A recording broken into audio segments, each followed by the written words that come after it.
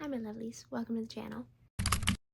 Today we have my November wrap up and I am actually pretty happy with how November went. I only had one book that I didn't really like. We're gonna get into the stats in a sec, but I read 10 books this month. I'm pretty happy with almost every single one of them. I found a couple new favorites and I started a series that I'm really loving. So all in all, it was a pretty good month and I felt like I was just going non-stop. I have had months where I've read more, but I was really busy this month, and so I'm really shocked that I read as much as I did. But yeah, this was a pretty good month all in all. So let's get into the stats, shall we? I've got to put on my glasses here because I'm going blind, apparently. So we read 10 books. All 10 were romance. That's par for the course. 4 of them were fantasy, and when I say fantasy, I say it kind of lightly. I'm including alien romance as a fantasy because it's like monsters and things like that. So it's not huge or crazy world building or anything. It's just that one of them is an alien or a vampire. I read 5 dark romance books. I was on a big dark romance kick this month and I still am, and I'm absolutely loving it. And so I cannot wait to continue that in December. But November Sydney was feral for dark romance. I don't know what was going on with me. I was just wanting some crazy stuff. And we're going to talk about it more. But basically, went a little wild this month. I read 5 LGBTQ books and I loved them. It was so good. My average rating was 3.73, which I think is down from last month. My rating last month was 3.95, so a little bit down. My longest book was 645 pages. My shortest book was 200 pages. I read 5 new to me authors, which I'm pretty happy with. I like to try and read as many new authors as I can because I'm always trying to discover new stuff. And so I'm really happy that half of the books that I read this month were from new authors. I had 1 DNF and I had 1 reread. So all in all, I think it's a pretty good month. The only bad, well, I'm not going to put it in quotation marks, the only bad book that I had was the first book that I read. So let's get right into it. Let's talk some shit really quick, okay? First off, with this book, my friend and I, we buddy read it together. Shout out Maurice. We both rated it the exact same thing, and that's a 2.5. And everybody else that I know that has read this book has rated it really highly. And every other review that I've seen for it has rated it upwards of 4 stars. I'm gonna take my glasses off so you don't have to deal with the glare. This book is Mate by Ali Hazelwood. I hated this. I rated it a 2.5. I had a terrible time with it. And so did Maurice. We both hated it, but everybody else loves it. My friend Vander, she read it. I think she rated it like a 4.5 out of 5. And we rated it a 2.5. Every time we see a review, we're like, what's wrong with us? And we hated this so much. But anyway, this one follows Serena and Cohen, and Serena is a character that we get introduced to in Bride, which is book 1. And I'm not going to talk too much about what Serena is because I don't want to spoil a reveal that happens in Bride. But if you want to read this book, you'll find out what it is. But basically, Serena finds out that she and Cohen are mates, and Cohen is the pack leader of the Northwest pack, and so he's a pretty badass alpha. He's very well known amongst all the alphas, and he's also kind of a dick. And they find out they're mates, but she doesn't really want that. The book kind of goes from there. We see them in the past a little bit as they're figuring out like, oh, we're mates. And Cohen also doesn't want to be mates with Serena. He is like, yeah, we're mates. Not gonna do anything about it though. Don't get me started. But they find out they're mates. Neither of them really want to pursue it. Serena kind of is like, hey, do you want to get to know each other? But Cohen's like, no, I can't. I'm an alpha. I have pack duties. So we see that. We see their dynamic progress like that. Then later on, Serena is being hunted by something, and something starts to happen with her, and the only person that she can go to for help is Cohen. And so the things go from there.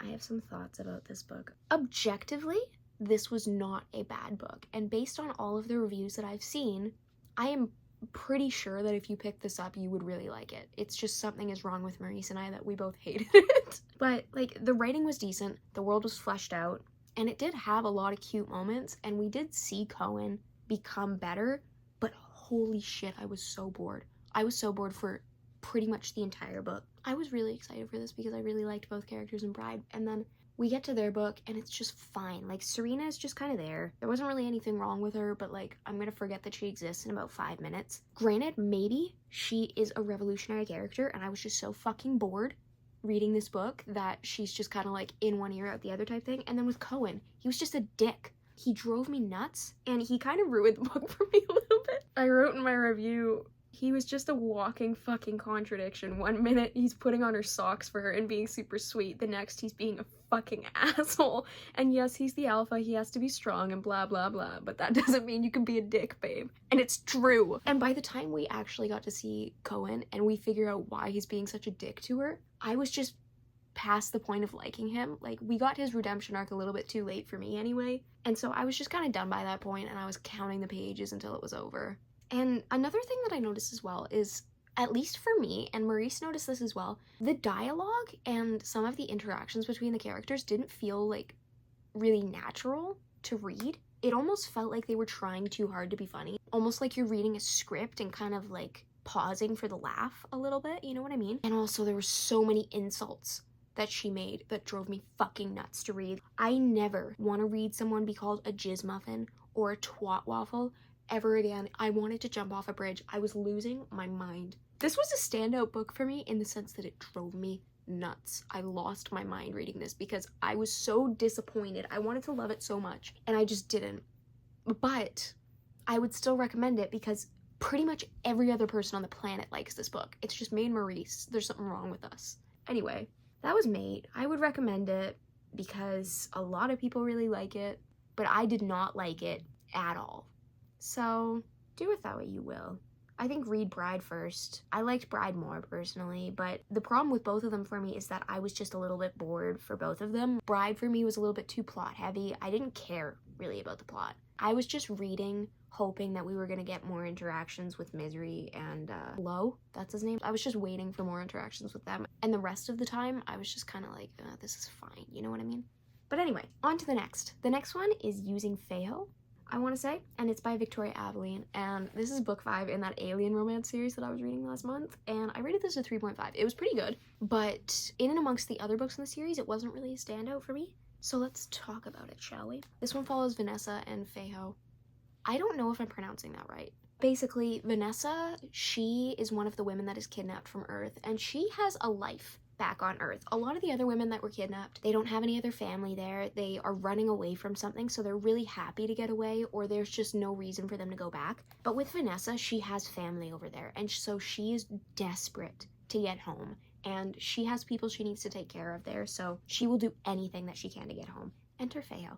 He has been in the marriage market for ages, and he really wants to get married. But the problem is that he is always traveling. He is a pilot or he's an astronaut. He has a spaceship and he's always driving around doing missions and things like that. So nobody wants to marry him because he's never there and they would have to live on his ship with him. And Vanessa sees this as the perfect opportunity to possibly get back home. So she goes up to him in the marriage market and is like, hey, I choose you. I want to get married to you. And Feiho is over the moon. He's like, holy shit, Vanessa is gorgeous. I've had such good interactions with her so far.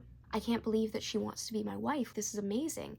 And Vanessa does really like him, but she's like, I'm not letting myself fall for this man because I am just using him to get back to Earth. So things go from there. We see Vanessa reluctantly start to catch feelings for Feiho, and then we see Feiho find out that Vanessa is just using him and be a little bit heartbroken, but then also just be like, I really deeply care about you and you're my wife and I want to make this work, and so I want to try and convince you to stay, kind of thing. And things go from there. This was a good book, I will give it that. It just wasn't anything revolutionary. It's not something that I'm ever gonna think about again. With the other books that I read this month, I could kind of remember the plot when I remembered that I read those books. But with this, I had to read the plot summary and I had to remember the characters' names and things like that. It's not a book that stuck with me at all. I don't have any complaints about it. It's just it didn't make me feel anything when I was reading, and I didn't really get invested in either of the characters. I liked them both, especially Feiho. I thought he was a really fun MMC to follow. He was so gone for Vanessa, and he tried so hard to make her feel cared for and loved and just special. He was just so proud to be with her, and it was really, really adorable because he just wanted to, like,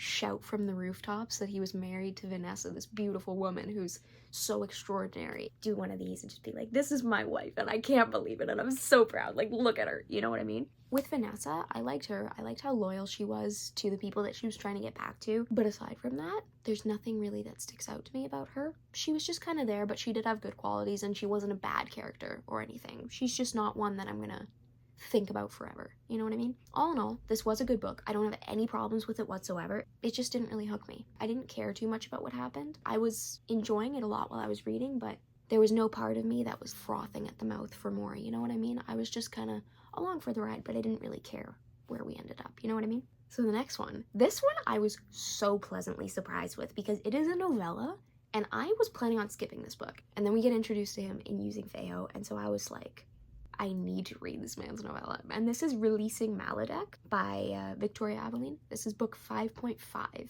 in that series, and I rated this 4 stars. I had a great time with it. So this one, it follows Katie and Maledek, and at the end of book 5, we meet Maledek. We see him get captured by these aliens who are not good. They're really evil. They're kind of like sirens. They use their voices to make ships crash, and so he is captured by one of these aliens and used as a slave for them. And then we meet Katie. She's a royal attendant, so she works for royalty. She is a human, and she has been in space and not on Earth for a very long time. She's very happy with her life. She's very content with it. But she is on a ship that gets brought down by these aliens. So her ship crashes, and then she finds Maledek, and he realizes that she is his mate. And so he's like, please break me out. I will help you find your friends, because her friends get captured. She manages to escape, not get captured by the aliens, but everybody else that was on her ship gets captured by these evil aliens. So she goes to Maledek and is like, I'll let you out if you help me. She lets him out. They go stay in a cave together, and then their matehood, or their mateness, goes from there, and then they go and rescue everybody together. This was so good. I am not a novella person because I always find that I don't get enough fleshed outness to really love the story and fall in love with the couple, and so I always just leave them feeling like, oh, this is very surface level, and so I don't really read them anymore because I know that I'm going to rate them fairly low, and I don't think that that's fair, knowing that that's not what I like. But this was not the case. I had no problems with this whatsoever. It didn't feel like it was lacking anywhere. It felt fleshed out, and it felt like they developed really naturally and at a good pace. Like, it wasn't super insta anything. It was insta-y on Maledek's side for sure because they're mates, but it felt like they developed really well. So I was just so pleasantly surprised by that, and I just loved their entire journey, you know? And Maledek, he was adorable. He was obsessed with her, and it was so cute. I don't really know how to describe him. He can kind of like hear movements in stone, and he can find where gems are and stuff, and that's why he's really valuable, is because he can find like diamonds and gems and stones and stuff. And so when she's sleeping, he goes out and he's like, hey, I got you a stone.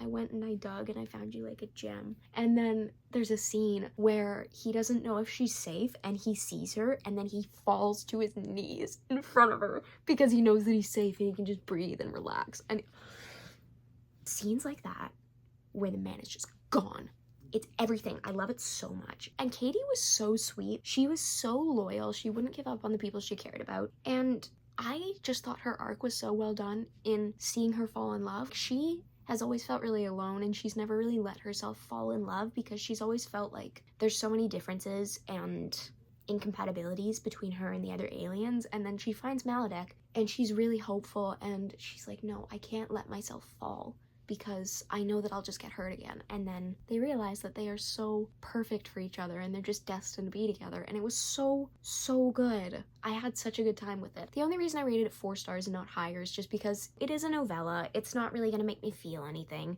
but it worked so well. I loved this. I had such a good time with it. So this is a novella that I would definitely recommend. I was so pleasantly surprised by it. The next one, this was one of my favorites of the month, and here's the thing. This one, I read this, I forgot to write my review, and I forgot everything about it. And then, just out of nowhere, yesterday, I got this urge that I could not explain to pick this book back up again, and so I read a bunch more of it today.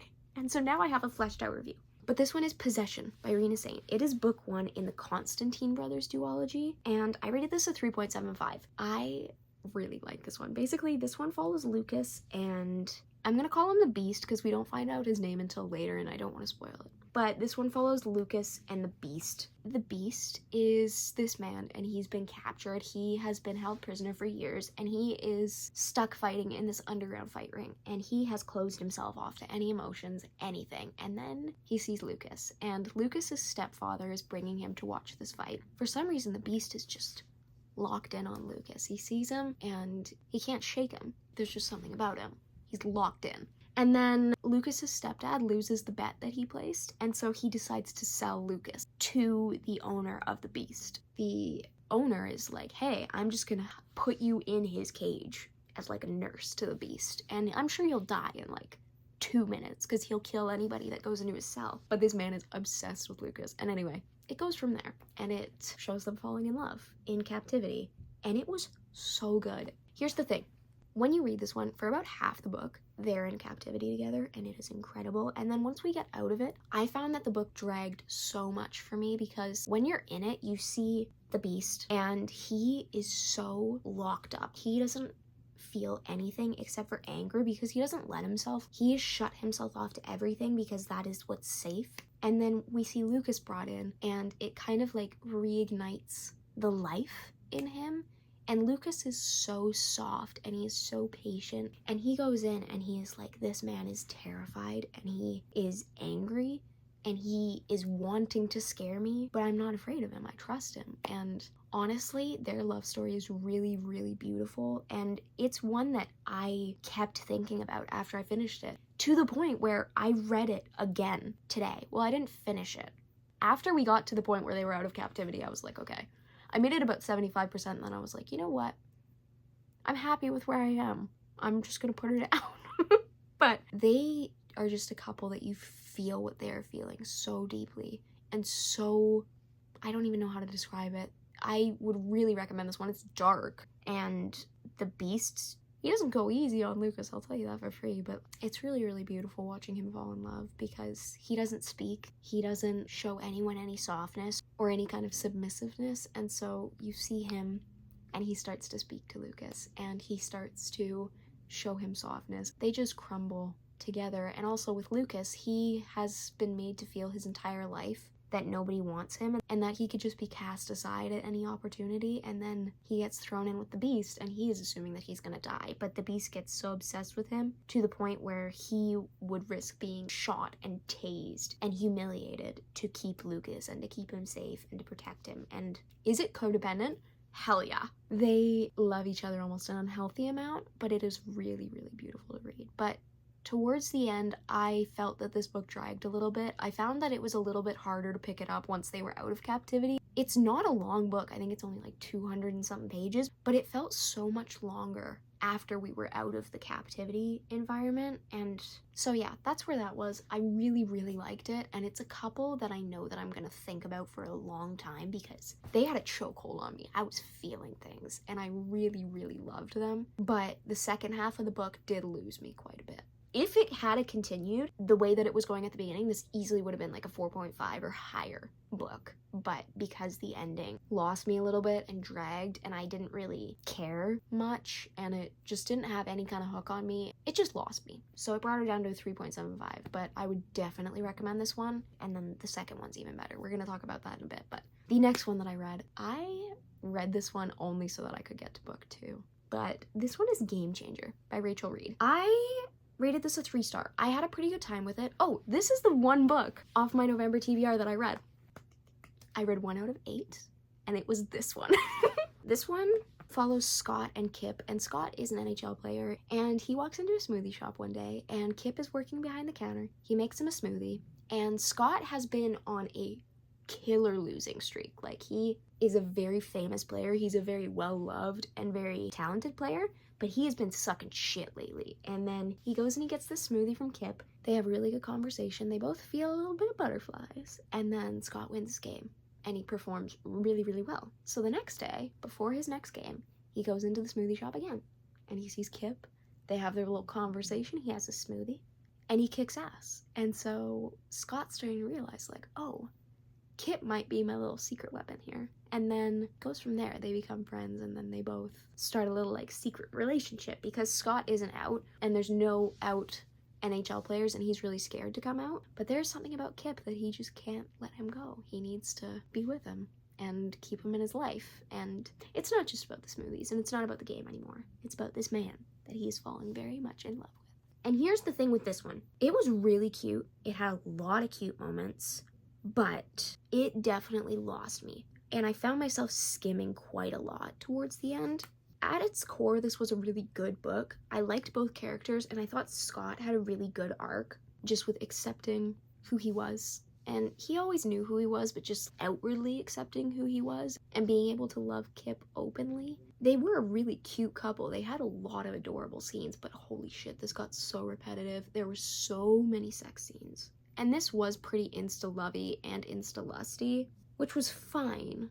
But we spent quite a bit of the book just bouncing back and forth between like La La Land and sex, and then also just struggling being in the closet, which is fine, but it was just so much back and forth that I got fucking whiplash reading this book. I think had this book been like 50 to 100 pages shorter, it would have been so much better, because there was just so much back and forth and it felt like a bit of a chore. But at its core, this was a really cute book. It just lost me. I know that I'm definitely going to reread books in this series, especially a certain book, but I think when I do my reread, this might be a book that I skip because it just did lose me. Maybe I'd read the first 50 or so percent where they're being all cutesy and falling in love, but then after that, I would be like, you know what? I got my fill of them. I'm done. I don't need anything else. And that's that. You know, I would definitely recommend it because it was really cute, and I know that there are better books in this series, which we will talk about later, but this just wasn't anything stand out to me, and I did struggle a little bit towards the end to get through it. The next one is Twisted Emotions by Cora Riley. This is book 2 in the Kimura Chronicles series, and this was a reread for me. This was my reread of the month, and this is a 5-star book for me, and I am keeping it at that.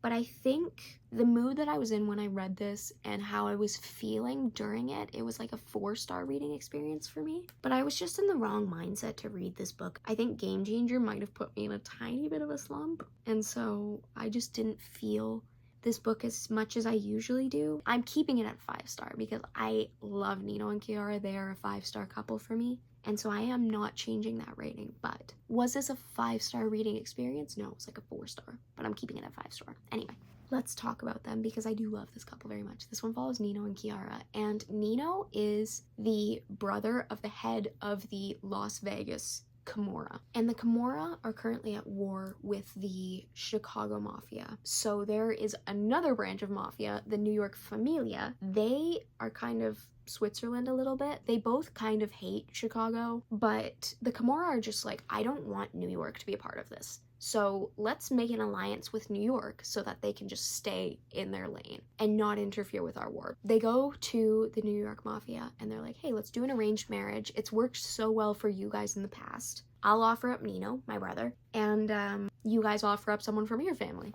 And so Luca, the head of the New York Familia, he offers up his cousin Kiara. And Kiara is the daughter of a trader, and so she has kind of just been discarded her whole life. She also has quite a bit of trauma, so check your triggers there, definitely. And she is very scared to be married to Nino because Nino is a psychopath or a sociopath. He doesn't have any feelings. He is very scary. Like, he fights in fighting rings all the time, and he is terrifying. And it's also especially terrifying because he doesn't feel anything. Like, no remorse, no pity, no love, no nothing. He doesn't feel anything. And so she is like, holy shit, I'm marrying a robot who could snap and kill me kind of thing. But also, she's the daughter of a trader, so she knows that I am not gonna get another option. Also, my cousin's the capo, I can't say no. So she accepts. Her and Nino get married, and she is very pleasantly surprised that Nino is not actually as bad as she was made to believe. He's being very kind to her, and he's making her finally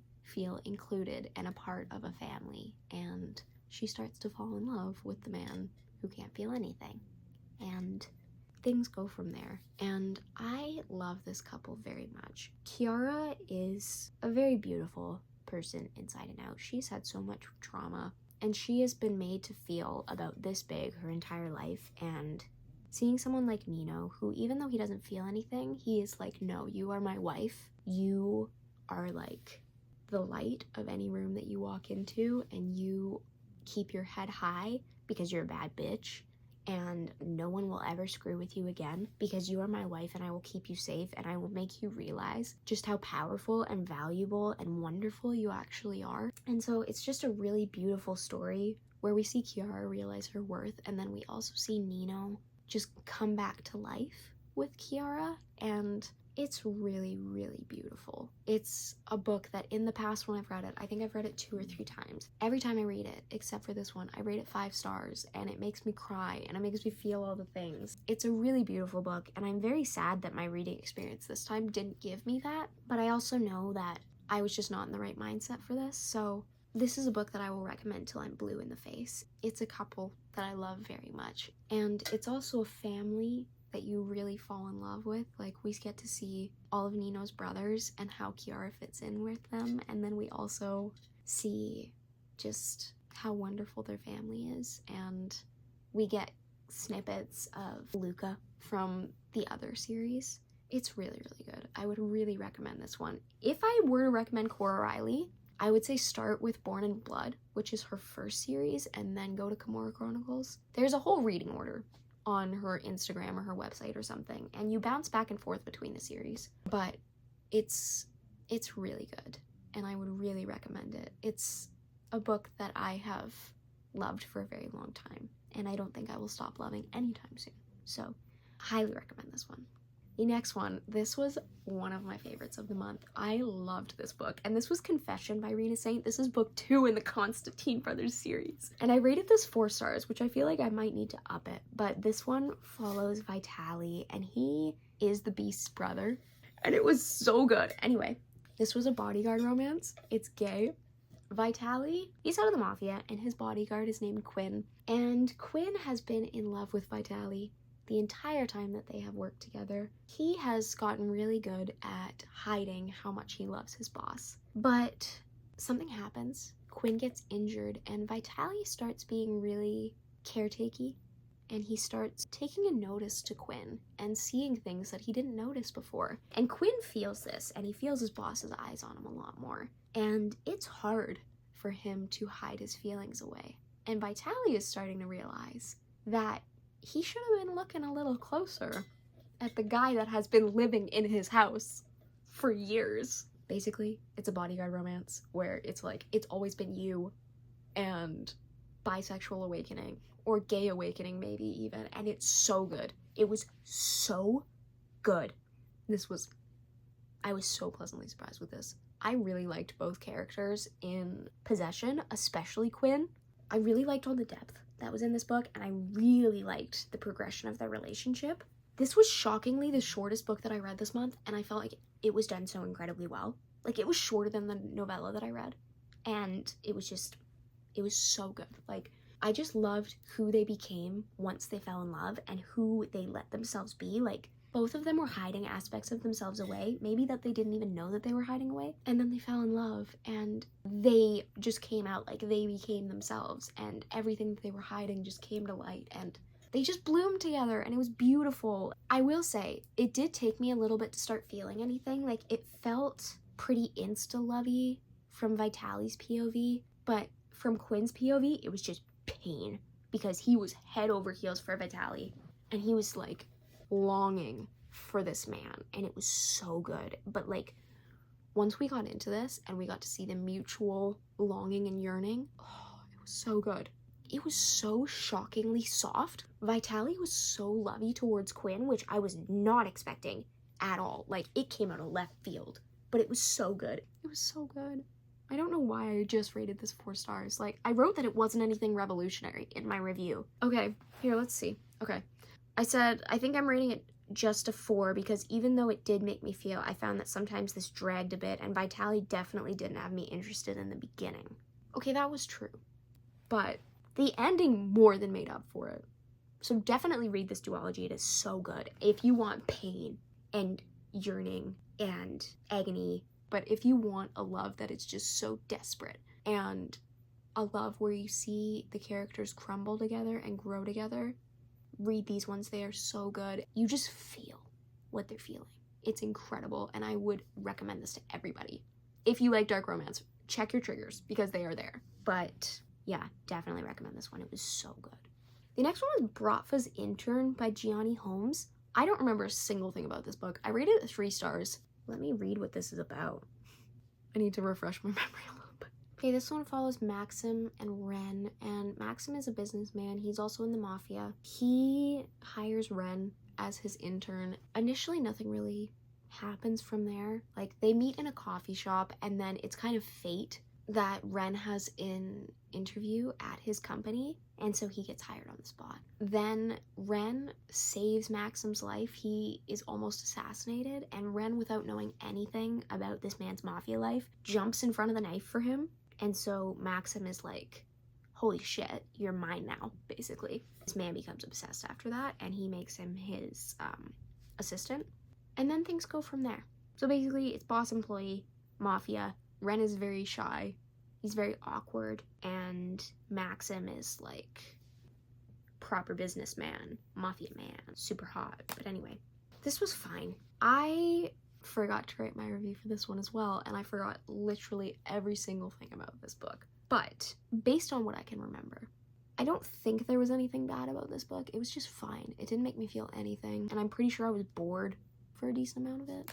And I just didn't care at all. Like, I didn't care about the thing that was going on.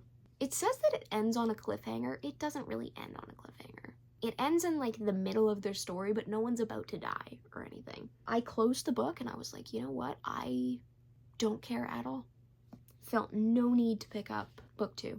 And also, I don't think that their interactions initially and the initial spark that they had, it didn't feel super authentic or natural. It felt a little bit forced on both sides, and so this just didn't really hook me. I think the spice was written well. I'm pretty sure. But again, this just doesn't stand out to me at all. Maybe if I had have written my review when I read the book, we'd have some more fleshed out thoughts here, but basically I do not remember a single thing about this. I remember that Maxim at one point gets sick and Ren takes care of him. Yeah, that's it. Don't remember a single thing aside from that.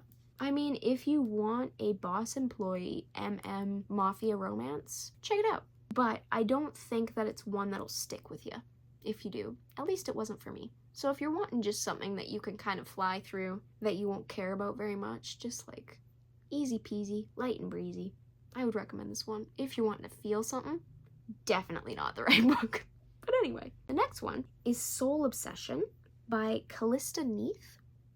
I'm hoping I'm pronouncing that right.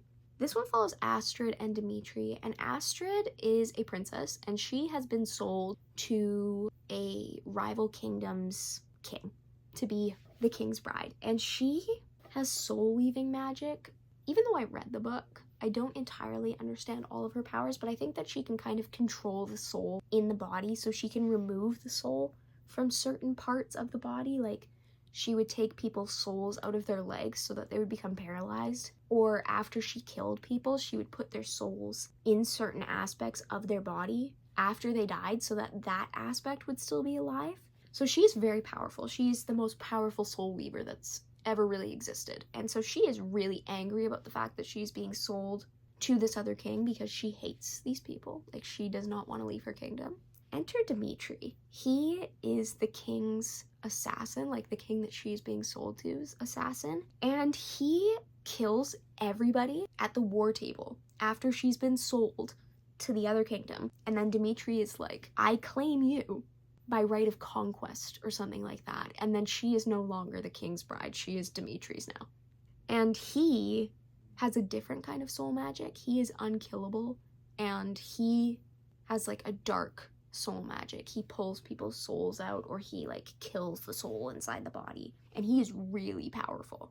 This type of magic, it was kind of a myth. And then she sees Dimitri and is like, holy shit, this is the most terrifying being that I've ever seen. But I'm going to try and kill him over and over and over again. And so it goes from there. Dimitri is obsessed with Astrid and like very possessive, and also takes what he wants. And Astrid wants to kill him. And then they fall in love. With this one, I should not have liked this as much as I did. It was toxic as hell. Like, so toxic. But it was really fun. So at the beginning, I struggled a little bit to get into it because I didn't care at all about the magic system. Astrid was just there. She wasn't a character that I'm going to think about ever again or even really like. She's pretty badass, I'll give her that, but she's not one that I'm like head over heels for or that I'm ever going to think about again. Dimitri is a dick, but I loved him. Their relationship was really lusty at first because he can kind of use his soul magic to that advantage, and he would take, but then make it good. Check your triggers for this. There's some dubious consent scenes, for sure. But shockingly, even though it started off super lusty, they developed fairly authentically and naturally throughout their, like, forced lustiness and all of the steamy scenes that we got, and there were a lot. We just slowly start to see her soften and start to give herself to the relationship, but not in like a I'm submitting to you kind of way, but in a like, you're actually not so bad and I actually don't really mind being here all that much kind of way. And then eventually into like, I'm in love with you kind of way. And then we also saw the soft sides of Dimitri. I feel like at the beginning, asshole. Hated him. Kind of loved him at the same time. It was really made me question things about myself reading this book, why I like Dimitri. But then at like 50%, it just flipped. And he became this like marshmallow softy man for her, and it was so good. And he was so gone for her. I just really liked how their relationship was written. It was really fun. I didn't feel a ton emotionally from them, but I was super invested in this, and I just had a great time. When we got his POV, he was just so gone for her, and it was incredible. So this wasn't anything to write home about, but it was fun and it was dark. I am in kind of a messed up romance mood right now. If you watched my TBR, pretty much that entire video was me just saying I'm wanting some fucked up shit and I'm wanting some dark books that make me question things about myself, and this made me question things, and I had a really fun time with it. Definitely check your triggers, because if you don't like a toxic relationship, you will not like this book. This man is possessive and he forces some stuff on her. Yeah, if you like a golden retriever MMC, this is not that. This is a morally gray man. Like, morally dark gray, almost black man. But it was really fun. And we got to see it progress into something that wasn't quite so toxic. And it ended up being a pretty good relationship, I think. So yeah, I would definitely recommend it, but you have to be wanting a toxic man to enjoy this book, okay? Now we are on to the last book that I read in November, and this was my best book of the month. And once you hear what it is, nobody will be surprised because it was incredible, okay? And this is Heated Rivalry by Rachel Reed. This was so good. I rated it a 4.5. I read this and Game Changer in anticipation for the show coming out, which, by the way, I have watched the show twice in 2 or 3 days. I cannot stop. Only 2 episodes are out. I watched the 2 episodes, dreamed about them, wanted to watch them again immediately, and then I did. It was so good. But anyway, Heated Rivalry follows Shane and Ilya, and they are both NHL players. They play for rival teams. They meet when they are rookies, and there is a spark between them that they can't really explain. They see each other pretty frequently because their teams are pretty close together, and so they play against each other all the time. So we see them interact, and that spark ignites, and they start to have a secret relationship. And this goes on for 10 years, and throughout these 10 years, they don't tell anybody about their relationship, and for a very long time, it's not a relationship. They call each other their last names. They are just in it for the physical aspect. They don't feel anything, but then slowly, as the years go by, we start to see some vulnerabilities. We start to see some softness, and then one of them slips up and calls the other their first name instead of their last name. And other little soft moments start to happen more and more frequently. And they both start to realize that they are in a lot deeper than they thought they were. And that this might not just be a physical relationship anymore. And it was so good. This book took me on a roller coaster ride, let me tell you. At first, I was sitting here, I was reading this, and I was like, holy shit, you can feel the chemistry with them. I was loving life, I was having a great time, and then in the middle a little bit, I was like, okay, this is just a lot of the same. You know, like, we're getting backstories on the characters, and I'm really enjoying that, but it's just a lot of sex. You know, like, it's a lot of lustiness. But then, everything changed. And I was so gone for this couple. I loved them so incredibly much. Like, they own me. It's not even funny. I would read thousands more pages of this. I got to the end, and I sat there and I was like, I never want this to end. I wanted to jump into the long game immediately, which is book 6, by the way. I need to read 3 more books before I can read their next book, and it is killing me. I just want to read them being domestic. I want to spend more time with them in the cottage. I want to just see them just be adorable. I want to hear Ilya's Russian love confessions and declarations, and I just loved them.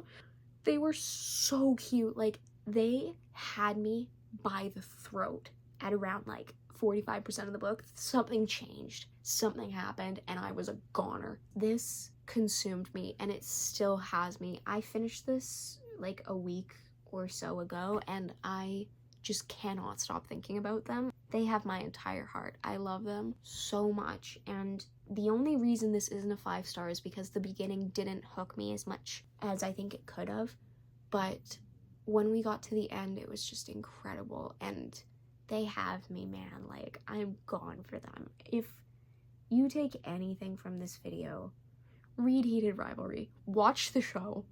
Don't watch the show with your family.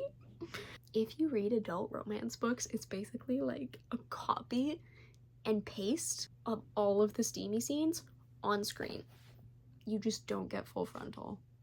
It's wild, and it's so good. But yeah, that is all the books that I read in November. As you can tell, I definitely had some favorites and some least favorites, but I think all in all, this was a pretty successful reading month. I went pretty wild, honestly. I didn't even read that much this month.